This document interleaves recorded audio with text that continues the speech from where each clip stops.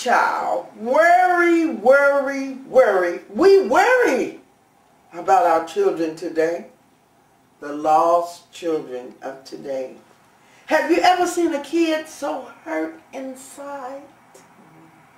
You want to reach out and grab him. His hurts are so strong. You fear him bearing his burden alone.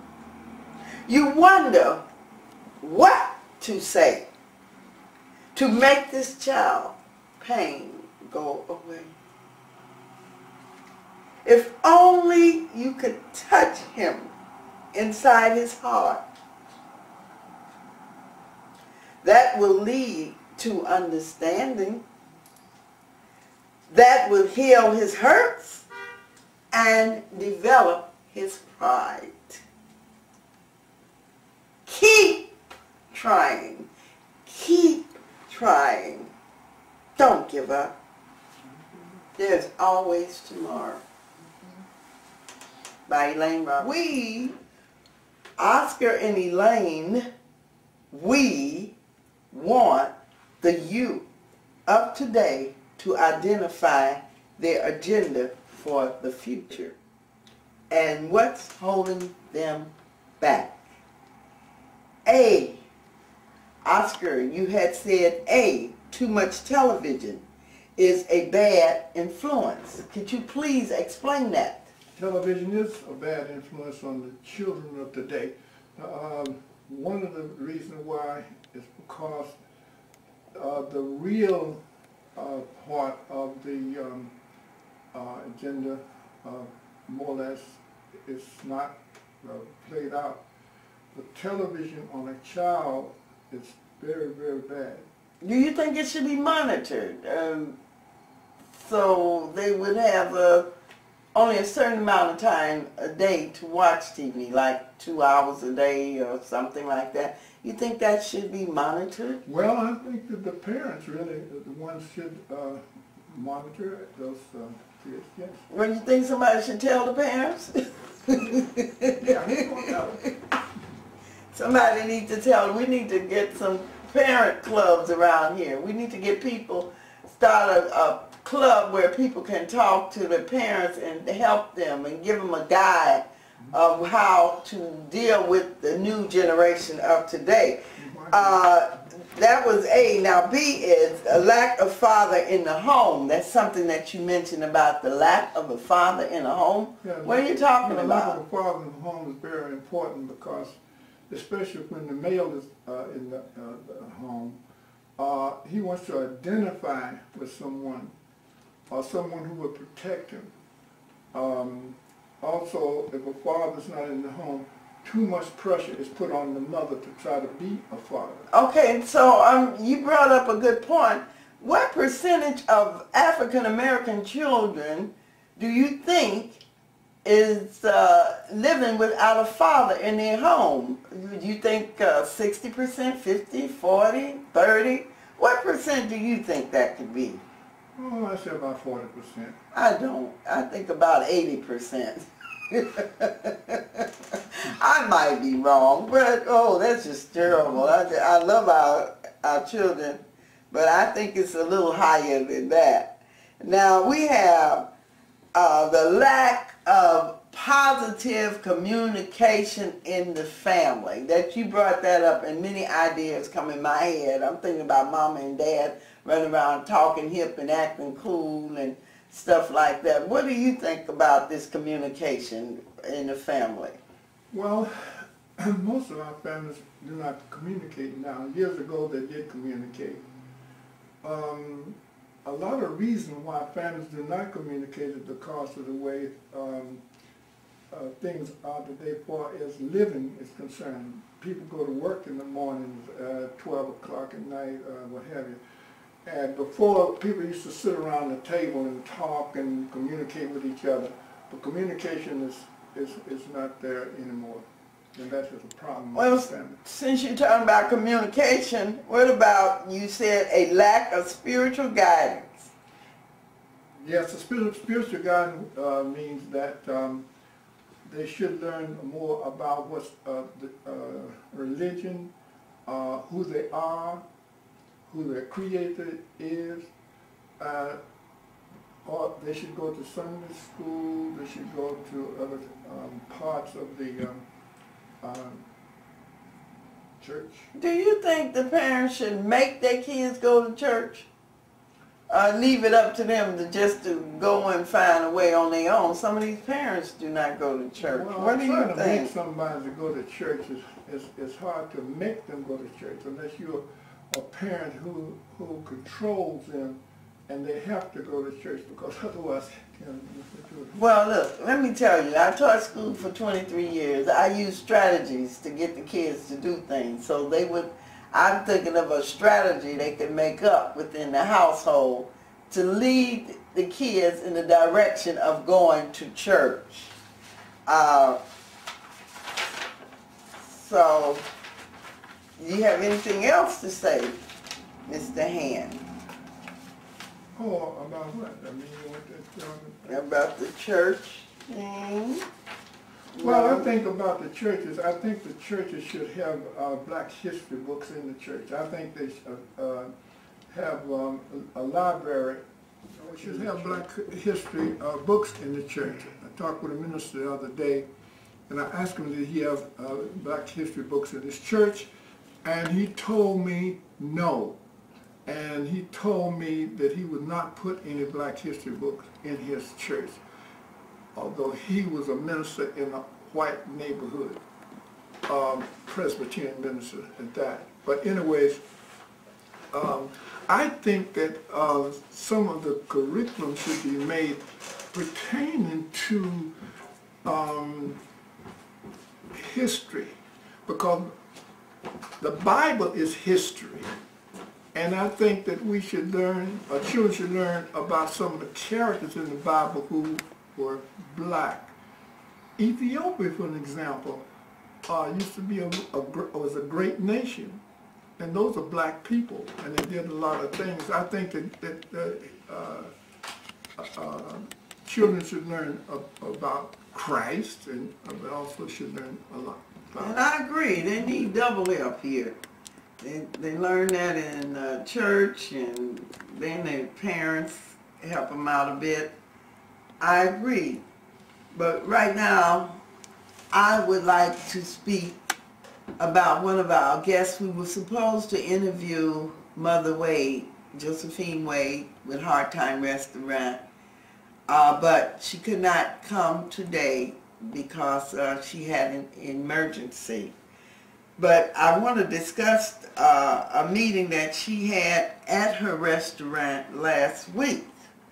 And she had this meeting with Mary Flowers, the state representative.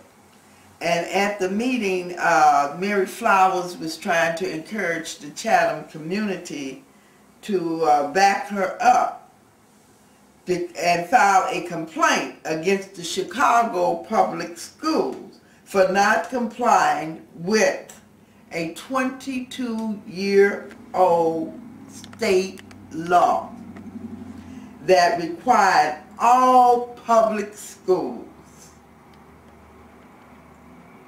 to include, all Chicago public schools to include Black history as part of their regular curriculum. Not once a month in a year, 1 year in a month, 1 month in a year, but for the whole semester. And I want to know how we can start and what we can do to help to get Black history into our public schools. Well, I'll tell you what. I think that Representative Flowers should get a group together, and she should now announce on the radio and TV, some of the Black stations, what they're going to do about this and how they're going to protest. You need some protesters in there. You need the aldermen. You need the representatives to help you to implement this particular program to get a history of black history in schools. As you know, Miss Elaine, when we go out with the Black Star, yeah, we go to these once a month. Once a month, we go to these high schools, and we elementary schools and elementary schools, and try to teach them black history. The kids and this. And a lot of times the teacher's not even aware of some of the things. They learn something from us when we go into the classroom for 6th and 7th and 8th grade. We went to Harold Washington School and we went to Holy Angel School to work with the kids. We do it once a month. So now we want to interview Dr. Samala Abdul, and she's Abdullah, and she's gonna be coming right this way, and she is dynamite with her comments and things that she has to say. So we're gonna make room for Dr. Abdullah to come right on over here. I want to welcome Dr. Abdullah. I would like for you to introduce yourself. Hello. My name is Samela Abdullah. When I was a little girl, I always wanted to help people. And I always said, I'm going to grow up and I'm going to do whatever I can do to help people. I grew up in a small community on the west side of Chicago with most people, working people, who worked limitless and never achieved anything because the economics. So the only profession I knew about was lawyer, because when people are poor, they know who lawyers are and who to go to and who can help them. But after I went away to college, I was introduced to psychology, study of the behavior of people, and I thought, I think I want to do this because I can help them more than just being a lawyer. So that's what I am. I've studied clinical social work, and I've studied clinical psychology and counseling psychology. And today I have a practice. I have an office where I see people who want me to see them to talk about their problems. Prior to that, I had to go to school for many, many years and get several degrees. Tell me that grade school you went to. Grade school, I went to Medill Elementary School, located on the west side. And when I graduated from Medill, the school I should go to was McKinley High School. But my mother didn't think I was going to learn. My mother objected because prior to us graduating from elementary school, she visited all the high schools in the area. And she decided that they weren't teaching at McKinley High School, that the teacher was entertaining the students, but the students weren't learning very much. And she thought that me and the sister right below me should go to a better high school. So the truant officer kept calling my mother in and saying, these kids are not coming to school, and what's going on? And my mother said, well, it's better for them to have no education than to have miseducation. So I'm not letting them go to McKinley. So we went to court, and the judge said, lady, you've got to let these kids go to school. You can't keep them out of school. And she said, well, they shouldn't go to a school where they're not learning anything. They've got the wrong idea. They need to go to a school where they can be taught. And I visited some schools, and I found a school that I like for my children. Wow. And it was Marshall High School. It was a far west side. And the judge said, well, no, that's out of your district. So my mother said, well, you decide. And she took us home. Well, finally the truant officer said, we've got to go back to court. The judge wants to see you. And the judge gave us permissive transfer. That's what they were called at that time. And I went to Marshall High School. I had to get up early in the morning, of course, ride the streetcar, because it was a long time ago. And it was freezing in the winter, as we know now how cold it is. It's about, what, a half an hour, maybe 45 minutes to get to school. And then started going to classes. The school was very different from Medill, of course, which was an elementary school. It was very different from any school that I had seen. And one of the reasons why it was predominantly white. There were very few people of color at that time at the school. And when I said people of color, it made me think I've lived through so many generations. When I was a little girl out playing ball, we were colored. And then after I got to high school, we were Negroes. So this, you know, it's really phenomenal to know that you've lived through so much that you didn't think you were living through. Well, let me tell you, Marshall High School was famous for their basketball players. When I was in Germany, at the military, it was a guy there that played basketball from Marshall High School, and we really honored him. And now, at this day, in the year 2000, the girls are playing good, and they're just great with that. I don't know too much about it, but Oscar's friend is a principal. He was a principal at Marshall High School. So one thing I wanted to ask you, what advice can you give to the public to uplift their morale? Since you studied psychology, I've studied a lot of psychology also. So what advice can you give to the public to uplift, because we have a low morale from all of this going on? Well, yes, and it's an example of the feelings in the community, the violence that's happening out in the street. We've been violated for hundreds of years. It began when they stole us from the continent of Africa, brought us over here and enslaved us, and then began to rename us. We didn't even know that we were African people. We thought we were Negroes, and whatever that is, and where does a Negro come from? So we've experienced a lot of oppression, a lot of racism, and the racism is not just individual racism, it's in the systems, it's institutionalized. So everywhere we go, there's oppression of people of color, particularly us, because we're the darkest people of color, and because they enslaved us for so many years. Then after slavery, of course, they came up with a system colonizing us, where they made the money, we worked for them to make the money. Enslavement was primarily for us to be oppressed, and right now with the prisons being crowded with African people, with African American people, the only way you can have slavery again is to incarcerate people.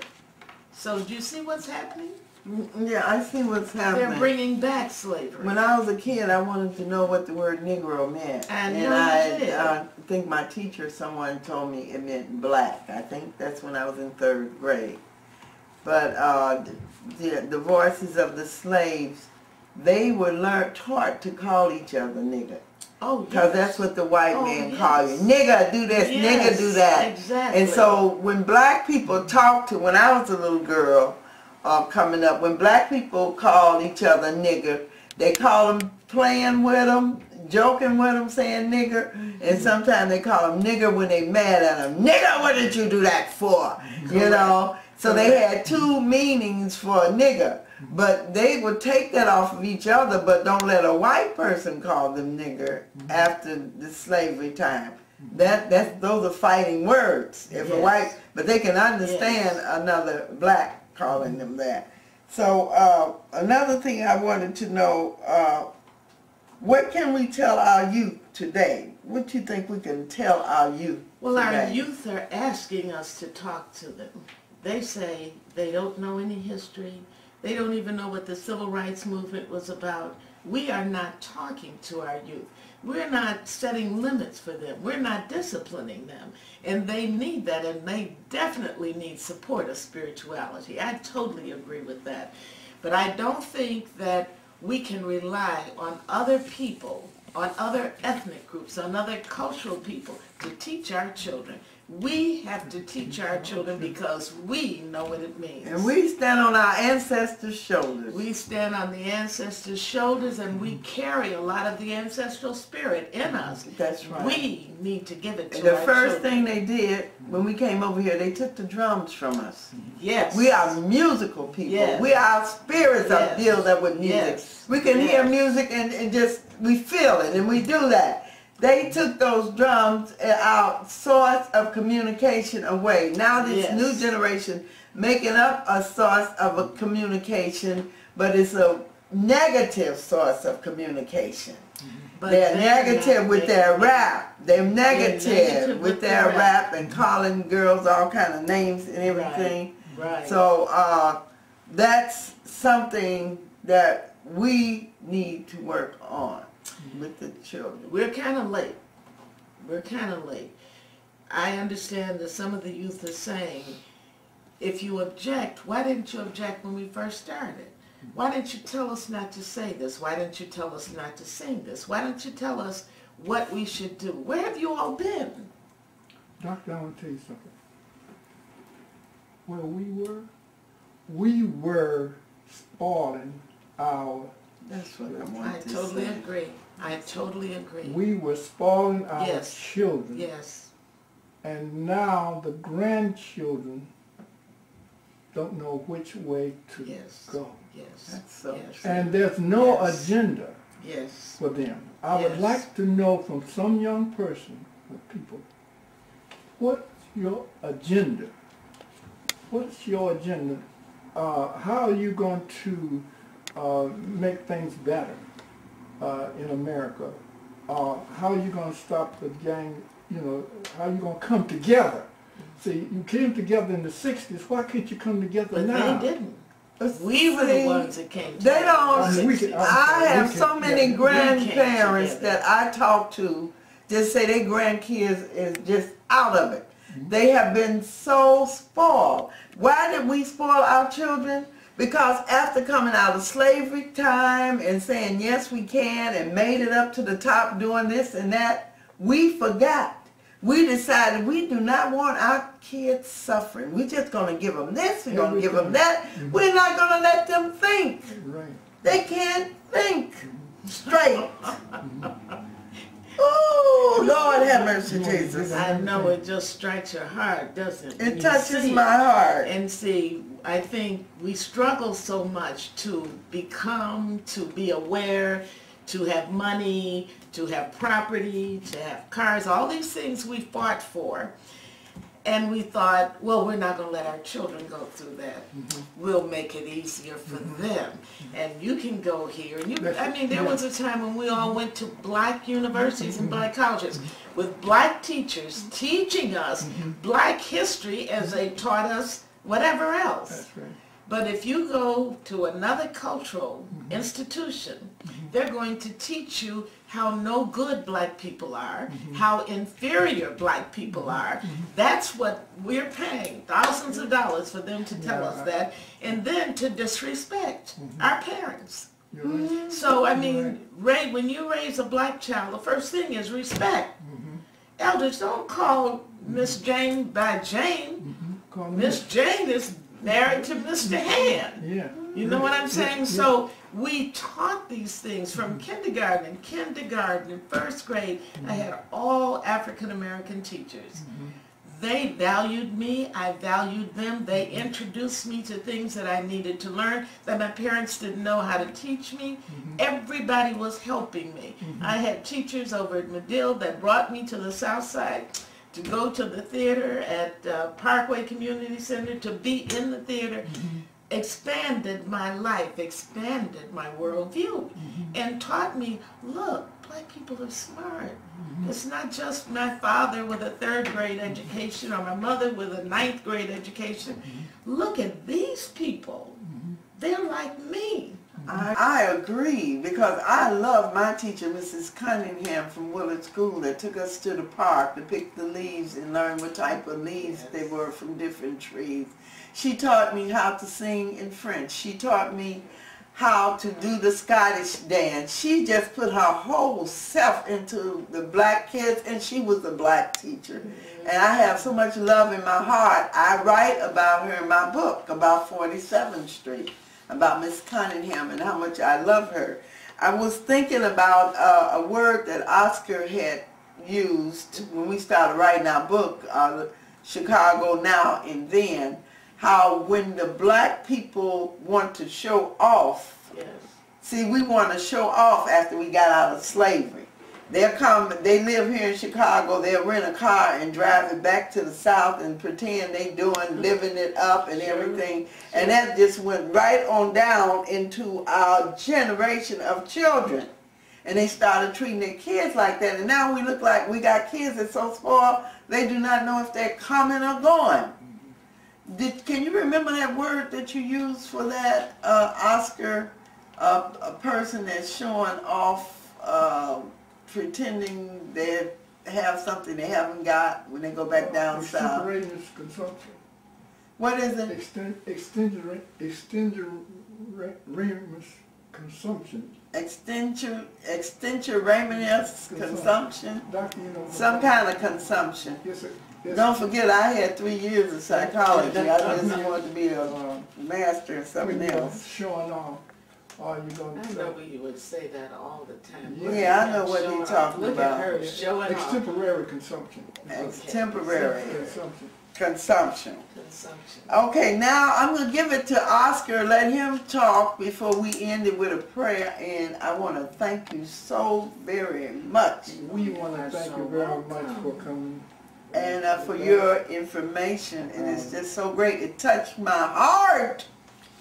It makes our magazine much better, you know, because let people know what we're about. Right, right. Yes. Well, about what has happened here, ladies, about how we live, and we have to talk about what the future lies. We have to talk about what happens around us. We have to let people know who's looking at this program. Why are so many black general practitioner doctors leaving Chicago? I didn't know that was going on. I've just come back to Chicago. I've been away for 14 years, and I've just come back. So this is strange to me that they are leaving. Yeah, they're leaving because so much welfare they are responsible for, and therefore they don't get their money on time. As you notice, welfare people get, you know, he gets it 2 or 3 months later. He can't afford that. Don't say welfare they're responsible for. Just say they're working with welfare people and they have to get their pay slow. Is that what you're saying? They're getting their pay not, you say not on time, but they take care of people on when they take care of people on welfare. Well, you know it's necessary. The money is slow coming back. Very slow. Yeah, okay. They provide a service and they've been promised money. Promised money. But the money is not coming. And it takes us right back to the systematic institutional racism. I mean, all we had to do was listen. This former election was really educational. We could see the Republicans and we could hear what they had to say. And still, Romney and what's his Boyner, they're still talking about, well, we're not cutting the taxes of the 1%. We're going to cut the middle class is already sinking. Right. So when they finish cutting the middle class taxes, we're all going to be ready for welfare because we're going to be broke. You're absolutely right, Doctor. That's what, it's racism. The whole system, every educational institution, they are closing 5 elementary schools like in Hyde Park area. Now Hyde Park area. Now they have closed most of the schools in the Cabrini Green area, even though there's no more Cabrini Green. They're, what is it, gentrification? They're putting up new houses and houses that we could never afford, but they're closing those schools. And when the other people move in, they're going to build new ones for them because they're renting the public schools out to the charter schools. So you I just want you to see the whole picture. Yeah. These kids are saying, I'm sick of this. Why aren't they doing something? That's correct. Closing 80 schools in Chicago. Okay. 80 altogether. I thought I saw 129. No, the lady, Sunday, that was Sunday, the lady in charge said they were only closing 80 schools. Now it went up to 129. 129 in yesterday's paper. Now, I wanted to talk about... And the Reader. That's where I saw it, in the Reader. We got it from the lady in charge. Read magazine. Okay. Okay. There's so many Section 8 people moving to the suburbs. Now that is by design again. I mean, I'm so glad that I have lived all these years, because in the 60s there was a place on 75th Street where the man would show us the map and tell us that the whites are going to move to the suburbs to get away from us. And they're going to be, and the roads, the highways are set up so that the roads can be blocked so people cannot go and come back and forth. But ultimately, the blacks are going to move to the suburbs because the whites are going to move back to the city, claim the city, claim this lake, claim the businesses, and we have to leave, so they're going to be able to take over. And see, now I'm saying I've lived to see what that man predicted was going to happen. So by design, all right, so we're going to have people on Section 8 and people on welfare. Let's put them out there. And we can go ahead and have our businesses. But he wants to identify the problem of Section 8. I wish I could remember the name of that place. But there were black men that were doing the research and showing us the city design. Well, I received research information in the 70s, so I do know what you're talking about.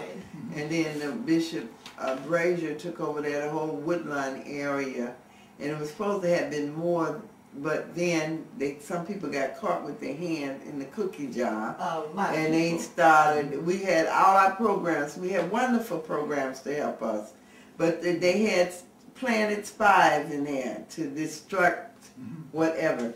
But now, I'm going to just go on. You lived there in the 70s? Did you live there? I've been in Chicago all my life, so I know about all these things. I'm just wondering about Woodlawn, because I was in Woodlawn in the 70s. Well, I went to Hyde Park High School. I lived on Kimbar when I was a kid, and that's the high school I went to. I lived on 64th and Kimbar as a kid. I did my master's thesis on Roseland. Okay, the community of Roseland. Yes. Actually, resegregation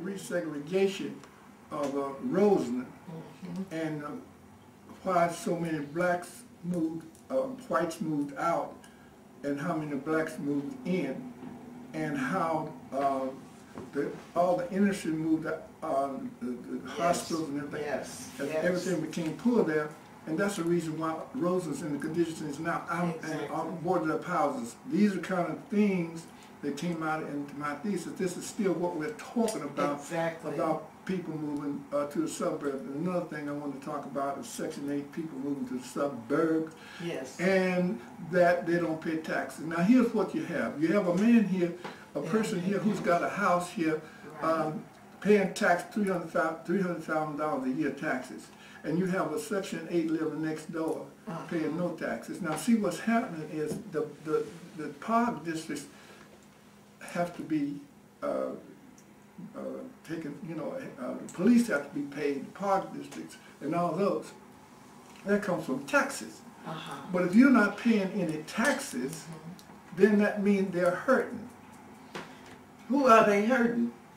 Who are they? I wonder. Who hurting? I have to start talking about people moving to the suburbs and how they hurt. Section 8 people hurt the suburbs. But if they move into the suburbs, are they buying or are they renting? Who are they hurting? They hurting my daughters. They're hurting the people who spend $10,000 a year in taxes. I was just, you know, we may have said about people moving out. They're not paying the tax. But the people that live there that has to pay the tax pay more tax because their tax is high and they're not getting anything from the Section 8 people. Okay. But the people that's holding it down, the the people that buy, those are the ones that's being hurt. Homeowners. Homeowners. I should use the word taxes. homeowners paying the Well, taxes. how can Section 8 people live in a house and they don't own the house? No, they don't own the house. Well, are they renting? They are renting in the But who they're renting from should pay the taxes. Okay. If I own a home in the suburbs and Joe Blow comes to rent my home because I want to move out, to South Holland, I still own that house. I'm subject to taxes, not the renters. It's on me as a homeowner to pay taxes on violence, and they steal from people, and the kids are disruptive in the classroom. Because my daughter, I have 3 daughters that teach high school out there, and one boy that came on in from the city, he got a lot of kids to listen to him, and they did all kind of bad things, stole cars, did this and did that, that they should not. So that's a behavior. Different. That's a behavior. Getting back to my thing about the children, you know, how can we help our youth? All right. So, well, what's the youth wanting? They're wanting a place to live. The parents couldn't get a place to live. They probably don't have the right credit rating, and so forth and so on. You know, you can't get a job now unless they do your credit check. That's correct. So we're talking about people who have nothing, who won't get anything. And those are the people that are sent to the suburbs. Yes. Because they need to vacate the suburbs. Ultimately, they'll probably tear all that stuff down. Because I don't think we will be here in Chicago as residents very long. It looks like there's a plan to take over the city. Look at Hyde Park. The Great Hyde Park? The Great Hyde Park, University of Chicago. Yeah. But, you know, I mean, but did you know we're losing blacks out of Chicago down south? we're losing. Blacks. They're moving out of Chicago. That's what you're saying. What I'm saying. They're I'm moving. predicting we're They're all going to be moving, gone. going down south. I mean, no, you'd be surprised. Well, you know, all kind of things come in my head. Like, this is just like a setup thing to put fear in our hearts where I can walk down the street and enjoy the city the way I was raised to enjoy it. That's right. And they putting fear in their hearts. And how they getting into the minds of these young boys in the gangs to make them to destroy their own people, I don't know. But this is what I'm thinking. This is going to scare people away, and they're not going to want to be. I think the young people are responding to the overwhelming racism, especially in this city. To end this with the prayer. Thank you. A prayer for my kids. You know, I'm a poet and a motivative speaker and a writer and a singer and all those wonderful things, gifts the Lord has blessed me with. I thank the Lord for that. So my prayer is, Lord, listen to your children praying. Rescue our sisters and brothers who struggle as well with bold hearts. Lord, help us to stay strong people and strengthen our faith. Father God, help us to have faith in times of sadness, to know that a change is coming for the better. Amen. Amen. Amen. Thank you. You have so much information here. Thank you so much. Thank you.